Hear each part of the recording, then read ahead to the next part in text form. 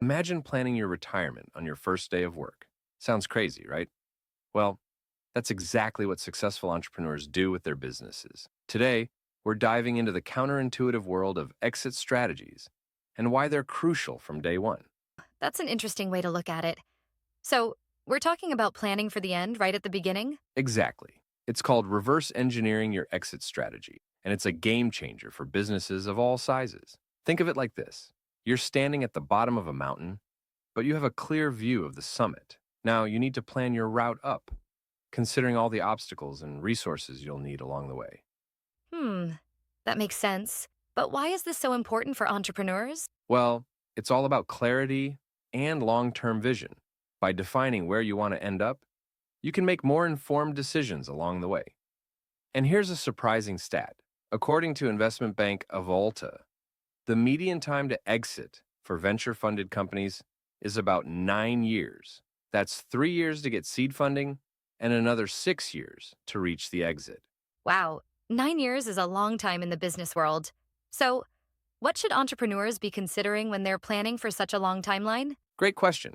There are several key factors to consider. First, you need to think about your funding needs over that period. How much capital will you need to raise and when? Then, you need to consider what your company should look like at the time of exit.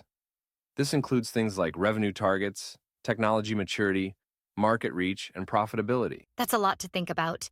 And I imagine the type of exit you're aiming for would play a big role too, right? Absolutely. The exit strategy really shapes the entire growth trajectory. For instance, if you're aiming to be acquired by a tech giant, you might focus on rapid growth and market disruption, even if it means operating at a loss for a while.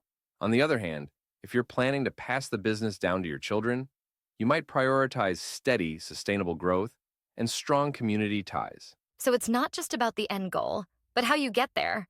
But, doesn't this approach seem a bit mercenary? I mean, if you're planning your exit from day one, are you really committed to your business? That's a common concern, but here's the thing. Planning your exit doesn't mean you're not committed to your business. In fact, it's quite the opposite. By thinking about the long-term future of your company, you're actually demonstrating a deep commitment to its success and longevity. It's not about wanting to bail out, it's about ensuring the business can thrive even when you're not at the helm anymore. Oh, I see. It's more about responsible stewardship than looking for a quick payday. Exactly. And let's not forget, life happens. Sometimes exit planning isn't just about business strategy. It's about preparing for the unexpected, health issues, major life changes, or even just a desire to pursue new opportunities can all necessitate an exit. By having a strategy in place, you're essentially creating a safety net for your business. That's a crucial point. Can you give us an example of how this might play out in real life? Sure, I remember a case where a successful tech entrepreneur had to step back from his AI startup due to unexpected health problems. He hadn't really planned for this scenario, and it caused a lot of stress and uncertainty for everyone involved: his family, his employees, and his investors. If he had had an exit strategy in place, even if it wasn't one he planned to use anytime soon, the transition could have been much smoother. That's a powerful example. It really drives home the importance of being prepared for any scenario. So, let's get practical for a moment. If an entrepreneur wanted to start this reverse engineering process, where would they begin? Well, the first step is to clearly define your long-term goals. Where do you want to be in 5, 10, or even 15 years? Do you want to sell the company? Go public. Pass it on to your children. Once you have that end goal in mind, you can start working backwards. The next step would be to define what the company needs to look like to achieve that goal. This includes setting specific targets for things like revenue, market share, geographic reach, and so on. And I imagine once you have those targets in place, you can start mapping out the steps needed to get there, right? Exactly. You'd be looking at things like funding rounds, key hires, product developments, market expansions, and so on. It's a complex process, and it can be helpful to bring in outside expertise, financial advisors, business strategists, and even other entrepreneurs who've been through the process can provide valuable insights. But ultimately, the vision for the company's future needs to come from the entrepreneur themselves. That makes sense. No one knows the business better than the person who built it, after all.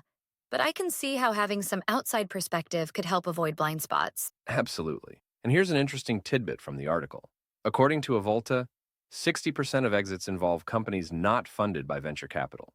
These companies typically take longer to be sold, with a median time of 15 years compared to 9 years for venture-funded companies. So, your funding strategy can significantly impact your exit timeline. That's fascinating. It really highlights how different funding strategies can impact the exit timeline. So, what advice would you give to entrepreneurs who are just starting to think about their exit strategy? I think the key is to start early and think big. Whether you're just starting out or you've been in business for years, it's never too early or too late to start thinking about your exit strategy. Don't be afraid to envision ambitious goals for your company's future.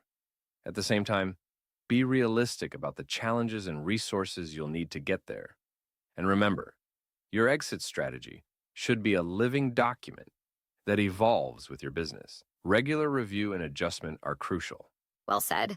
Any final thoughts for our listeners who might be considering their own exit strategies? Yeah, I think the main takeaway is this.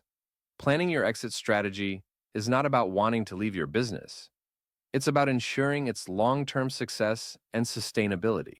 It's about making strategic decisions today that will shape the future of your business. So take some time, think about where you want to be, and start working backwards from there. And remember, this process can actually help you build a stronger, more resilient business in the present. That's great advice. I feel like we've just scratched the surface of this fascinating topic, but it's given us a lot to think about. Indeed, it has. And on that note, I think it's time for us to make our exit from today's show. Thanks for tuning in to Gen FM, where we're always looking ahead to the future of business and entrepreneurship. And remember, whether you're planning your exit strategy or just planning your day, keep innovating, keep growing, and keep pushing forward. Until next time, this is Gen FM signing off.